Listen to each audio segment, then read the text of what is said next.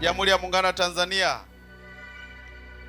yako mafanikio ambayo tumeyapata kupitia masuala mbalimbali. Mfano, RITA tulizindua programu maalum ya utoaji wa vyeti kwa muda wa masaa 48. Wale watu ambao wanataka vyeti vya kuzaliwa kwa njia ya udanganyifu na wanadanganya wananchi kwamba wao ndo wanaoshughulika na masuala ya vyeti vya kuzaliwa, tumeshapeana maelekezo kupitia mkurugenzi mkuu wa RITA kuhakikisha kwamba tunadhibiti mianya yote ya udanganyifu katika utoaji wa vyeti vya kuzaliwa.